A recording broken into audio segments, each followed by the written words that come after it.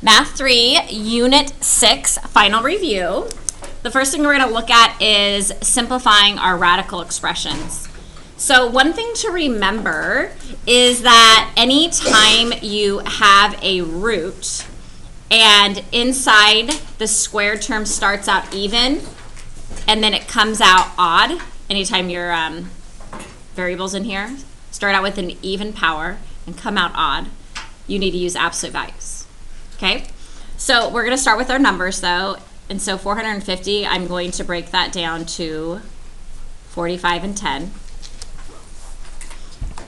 45 breaks down to 9 and 5. 10 is 5 and 2.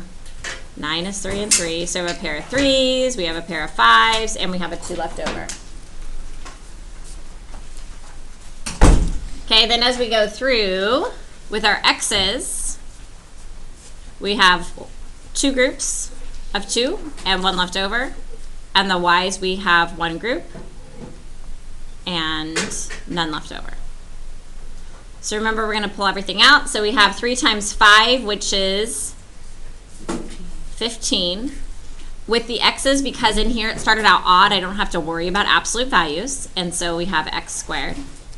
Now, the y squared, it started out even, and when it comes out, it's just going to be a y. So therefore, I will need absolute values. Good. And then left over in my root is just what? 2 and x. And that's my answer. Good. Okay, cube roots, you don't have to worry about absolute values at all because you can actually take negatives out of cube roots. What I like to do though is put everything under the 2 cubed roots together. So I'm going to rewrite this as the cubed root of 36 times 120, and I'm not going to multiply them together because I have to break them down anyways. Then with the m's, I have 3 of them, and the n's we have 7. We need 3 of the same number for a cubed root. 36 breaks down to 6 and 6. 120 is going to be 6 and 20. So we have a group of 6's, but with the 20, can I break that down to get 3 of anything? No, because we'd have 4 and 5, right? And then 4 is 2 and 2. So it's a waste of my time to even break this one down because there's nothing else to match it with. If you did break it down, that's fine. I'm just going to box the 20. Okay, and then I have 3 m's, so that's 1 group. With the n's, I'm going to have 2 groups. 3 and 3, that makes 6, and then there is 1 left over.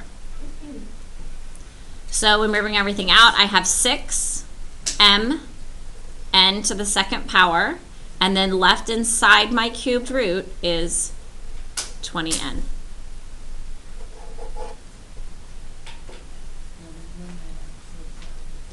So when we have cubed roots, we don't have to use absolute values. The reason is with any odd root, you can actually have a negative come out. With even roots, when we have negatives underneath, that makes an imaginary number. And so that's why when we're dealing with these, we have to say that it's absolute value in order to make sure that it wasn't a negative and would be imaginary. Okay, so on this one, yes, we don't have to worry about absolute values at all because it says assume all variables are positive. Okay, so we're going to go ahead and break these down. 20 breaks down to 4 and 5. And then 4 breaks down to 2 and 2. And then with the x's, we have x squared as a group and an x left over. And we had that 5 left over. Because these are adding, I can't put them together. And I can't add them unless they're exactly the same. And so that's why I'm breaking these each down separately to see if they end up becoming the same root so that I can add them together. So this first one now, we multiply anything that we bring out with what is already out there. And so what am I going to end up with in front? 6. Good. So 3 times 2 is 6, and then x squared because I had an x there and I brought a group of x's out, and then left under my root is 5x. Good. Okay, so now I'm going to go to the other root, and 45 breaks down to 9 and 5, and then 9 we have 3 and 3. So 1 group, 5 left over. And with the x's, we have 2 groups and 1 left over. And so that answer ends up becoming what? 3x squared. Good. Because the roots are exactly the same, and these are also like terms in front, we can add them together, and so they end up adding to be what? 9x squared. And then you keep the root the same, root 5x. Any questions?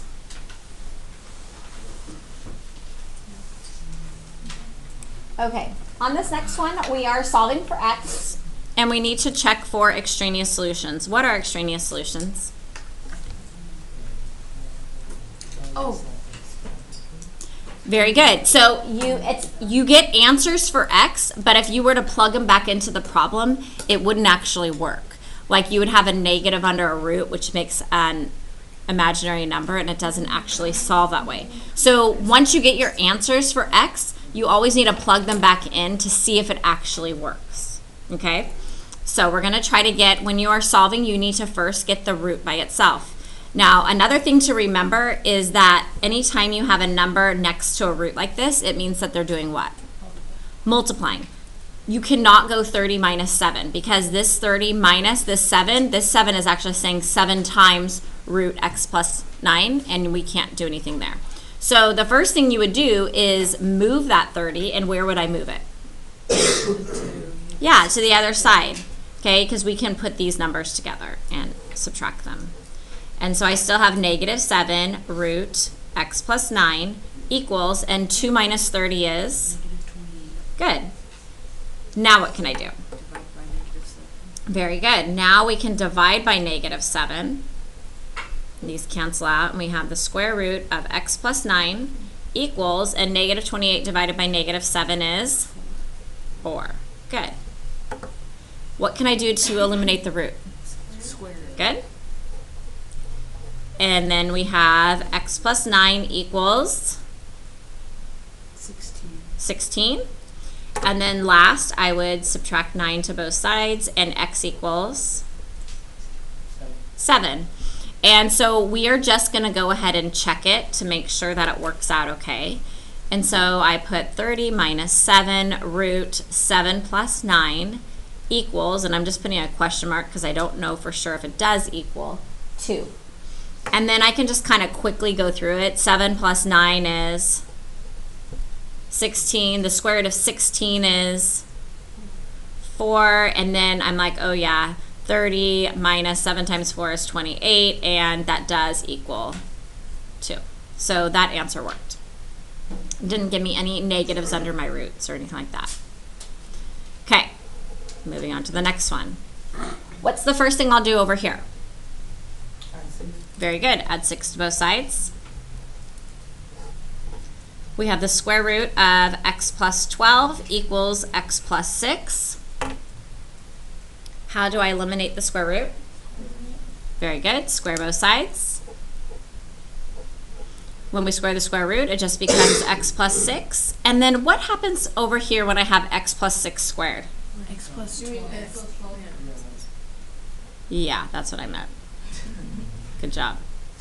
You have to. I was trying to fool you guys, and it didn't work. You have to multiply, or not multiply. Yeah, that multiply. Yeah, you have to multiply it out. And so this really is x plus 6 times x plus 6, correct? So x squared. Very good. X squared. Plus 12x. Good. Plus Good. 12. 36. 36. And that makes me happy that you guys are trying to multiply this out in your head and not have to like do the whole FOIL process or distributed process. Okay, so remember that these two numbers add to be your middle number, and these two numbers multiply to be that end number. Okay? And because I have a squared term, that means I'm going to end up needing to do what? Factor, and we can use a shortcut, but before I can factor, we need to have it set equal to 0. Good, which means we will, very good, subtract x and subtract 12. We get x squared and then plus, good, plus equals 0. Okay, and so we can use our shortcut. How do we know that we can use our shortcut? Because there's no variable. Very good. There's no coefficient in front. That's Yep. What's my multiplying number? Good. And what's my adding number? And what two numbers will work? 8 and 3. Very good, 8 and 3. So we have x plus 8, and we have x plus 3. And we know both of these are x's because of my middle term being an x, or knowing that you split up x squared into the front of each of the parentheses. So if this was x to the 4th, what would be in the front of each of these parentheses? X squared. Good. Okay, we set those equal to 0, and x equals what? -8 and -3. Okay, so we are going to plug these in here. Okay, we have to check them, and I wrote kind of big. So, starting with -8 for my check, we would have the square root of -8 plus 12, and then minus 6 equals -8. Okay, well, -8 plus 12 is what? 4, and the square root of 4 is 2, and 2 minus 6 equals -8. Is that true or false? That's false. That is false. That does not work. That answer is out. Okay, so now we're going to check the other one and see if it works. So we have the square root of -3 plus 12 minus 6 equals -3. 12 minus 3 is 9. Square root of 9 is 3, and 3 minus 6 equals, so it worked. Okay, and so my only answer is x equals -3. Any questions there? All right. So now we have our radicals and our denominators, and we know that, can we have them in the denominators? No. So we need to get rid of them. The first thing that I would do, though, that makes your life easier is simplify the roots if you can. So could I simplify this root at all? Yeah. You could. And if you didn't notice it, it'll still work out fine. You'll just reduce more at the end. But 4 breaks down to 2 and 2. Okay? And so that means right now I have 16 over, and we had that x left over. That was supposed to be a box. So we have 2 root x. Now I still have a root in the denominator. And so what can I do? Good. Multiply by the square root of x. Because when I do that to both the top and the bottom, first of all, when I'm multiplying by root x over root x, what am I really multiplying by? 1. Okay, so I'm not really multiplying by anything, but I'm just kind of moving things around so that I don't have a root in the denominator. And now I have a pair of x's, which makes my denominator what? 2x. And then my numerator is just 16 root x. And then the last thing is reduce if you can. Can I reduce anything? The 16 and the 2 I can. Good. So 2 goes into 16 8 times, and we end up with 8 root x over x. What is the difference between the root in this problem and the root in this problem? Very good. This root is being subtracted by 1, and this just had a root in the denominator. And then we had the numbers like multiplying.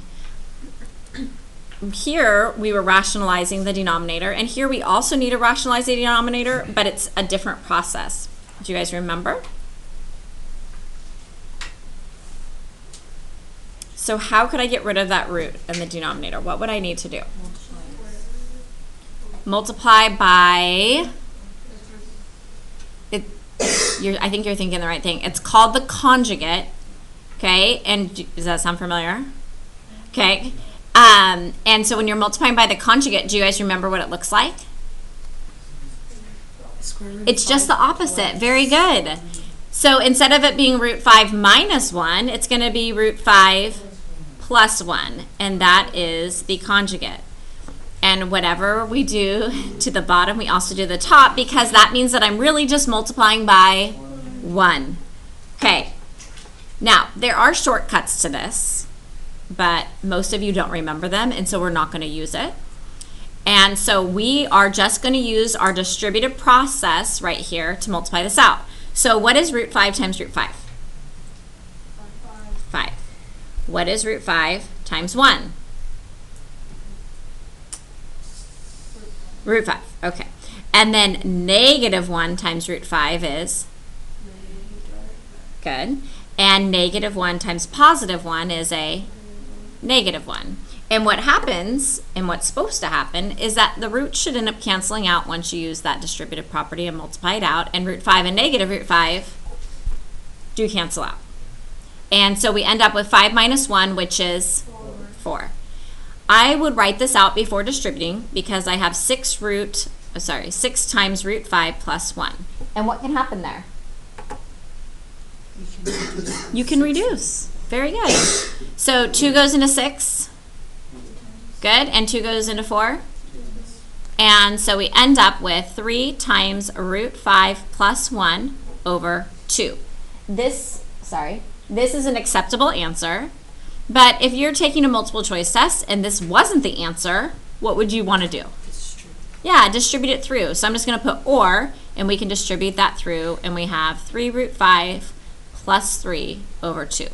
Both answers are acceptable. It just depends on the multiple choice answer. They wouldn't have both. Right, Nate? Right, Nathaniel? Good, good. Okay, any questions here? Next one. What do we do with this problem?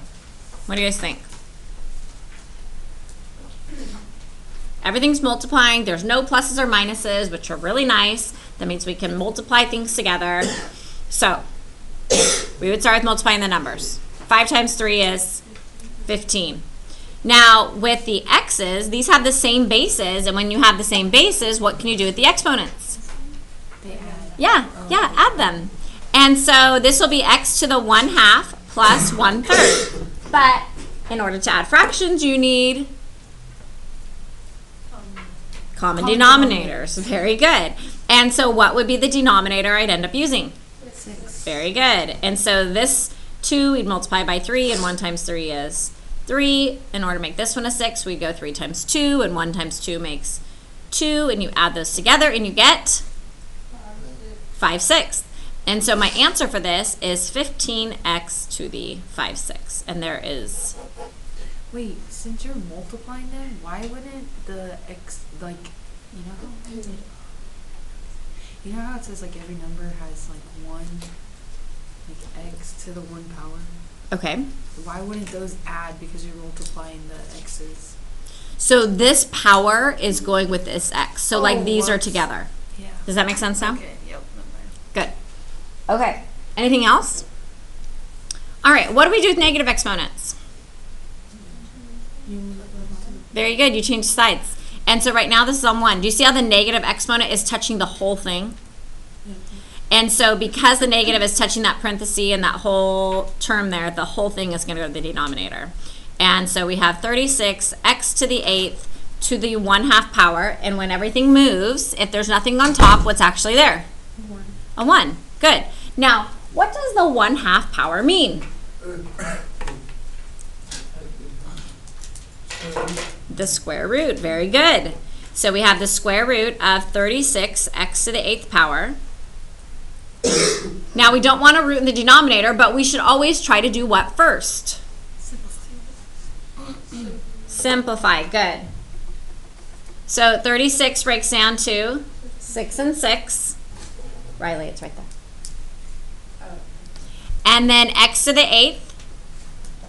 2, 4, 6, 8. And so we have 4 groups of x's. And there's nothing left over. And so what is my answer? 1 over 6 x to the 4th. Perfect. That's it. Now, had there been roots left, we would have needed to rationalize the denominator, but in this case, we don't. Okay? Any questions? Now we're going to move on to the graphing portion. Okay, looking at this, what's my starting point? Very good. My starting point is -3, -1. So we are going to go left 3, down 1. Okay, we cannot have negatives under the root because negatives under a square root would end up making an imaginary number. Do you guys remember what this is going to end up looking like? No. Just kidding. No. This is half of a sideways parabola. Okay? So it's just going to be a curve going up and to the right. Okay. The thing that's going to be helpful for us is finding, once you have this point here, it's finding your x and y intercepts. How do I find my x-intercept? 0 for x. 0 for y and solve for x. Good. So we have 0 equals x plus 3 minus 1. What will I do to solve this? She just said x. Very good. Add 1 to both sides. So we have 1 equals the square root of x plus 3. What is going to help me get the root by itself? Very good. Square both sides. When I square 1, I get 1. And then I end up with x plus 3. And then the last thing to do in order to get x by itself would be to subtract to 3 to both sides. And we get x equals what? So as an x-intercept, that's negative 2, 0. So we go negative 2, 0, and make that point. Next, we'll find the y-intercept. How do we find the y-intercept? Very perfect. So we have y equals the square root of 0 plus 3 minus 1. 0 plus 3 is... And so we have the square root of 3 minus 1, and we can get the approximate answer here in your calculator, and when you plug that in, you get 0.73. So 0.73 is in between 0 and 1 on the y-axis, and so that's 0, 0.73, or you could write it as root 3 minus 1. And so we have that about right there. And so when you draw your graph, it just makes your curve, and it's going up like that. So based on that information there, what is the domain? Negative 3. Bracket or parenthesis? Bracket. Bracket, because it does equal at negative 3, and it goes till? Very good, positive infinity. My range, what is my smallest range value? Bracket or parenthesis? Good. And it goes to? Very good. Positive infinity. Any questions? Wait, Yes. so are we going to be able to use a calculator on the final? So you're not able to use a calculator on the final, but you can use a simple calculator where it doesn't have any of like the trig functions. I'll show you guys. I have about 10, but I don't have enough for everyone, but you can buy them for $1 at the Dollar Tree. So anyways, okay. Yes. What? Bracket and parentheses. So bracket is when it equals that value. Parenthesis is when it like gets close to it, but it never equals it. Okay. All right. Now this says, what is the open interval where g of x is greater than 0? Well, this equation is g of x. Okay. When they're talking about greater than 0, they're talking about above the x-axis, because everything that's above the x-axis is greater than 0. So this, what would we write? You can just set it up there. Thank you very much. Where is the graph greater than 0? So again, when you're looking at zeros, it's above your x-axis. Okay? So where is our function above that? So it starts at negative 2. And when it says open interval, you always use parentheses. So negative 2. And it's above there till positive infinity. Good. Now this one says, where is our function less than 0? Where is it below? Negative 3. Good. Negative 3 till Negative. No. Yeah. negative 3 to negative 2. Oh. So whenever you're talking about these intervals and stuff, you're always focused on your domain and writing the x values of where it's above and below. Any questions on that? Okay, the last one is our cubed root. What is our starting point on this one? 3, 1. Very good. So I'm just going to write starting point is at 3, 1. So we're going to go right 3 up 1. Now this one, you can have negatives under roots. And so this is where you end up with like a curve going up and then a curve going down and left. Okay, up and right, down and left. Find our x and y intercepts. So we'll start with our x-intercept. How do we find an x-intercept? Very good. 0 for y, solve for x. So 0 equals the cubed root of x minus 3 plus 1. In order to solve for x, we'll need to subtract 1 to both sides. These cancel out. We get negative 1 equals the cubed root of x minus 3. What will be the next thing that I do? Cube both sides. When I do that, negative 1 cubed is good, equals x minus 3, and then my last thing would be 2. Good, add 3 to both sides, and we get 2 equals x. So my x-intercept is 2, 0.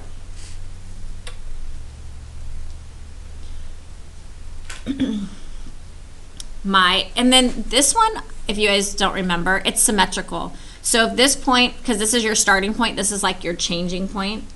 This one went left 1, down 1. Over here, this one would go up 1, right 1. So they're symmetrical, but it's curves going up and curves going down. Anyways. Okay, now your y-intercept. Plug in 0 for x. 0 for x, solve for y. So y equals the cubed root of 0 minus 3 plus 1. So we have the cubed root of negative 3 plus 1. And if you plug this into your calculator and you took the cubed root of negative 3, it would be approximately equal to negative 0.44. So negative 0.44 is in between 0 and 1. So we're going to make that point. So our starting point, and you might even want to like highlight it or make it a different color, is right there. So this curves up and to the right like that, and this one curves down and to the left like that. And that is your cubed root function. Okay, based on that information, what is my domain? Negative infinity to positive infinity, always going from your smallest value to your largest, and your range? Very good, the same thing, negative infinity to positive infinity. All cubed root functions are negative infinity to positive infinity on both. Okay, average rate of change. How do I find that? You have to get the slope. Right now we only have 2 x values, so we need to plug in those x values and find the y values so that we can use our slope formula. Okay, and so we have 3 and we need to find the y. Okay, we have the value of 11 for x and we need to find the y. And all we do is plug those values into our original function up here. So we have the cubed root of 3 minus 3 plus 1. What's 3 minus 3? 0. And the cubed root of 0 is? 0. And 0 plus 1 is? 1. Done. Cubed root of 11 minus 3 plus 1. 11 minus 3 is? 8. What's the cubed root of 8? 2. And 2 plus 1 equals 3.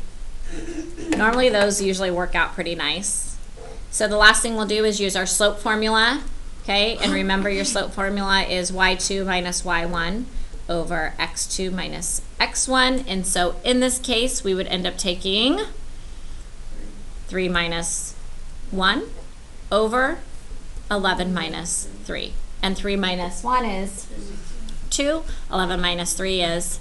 8. And that reduces to be? 1/4. And 1/4 is your average rate of change.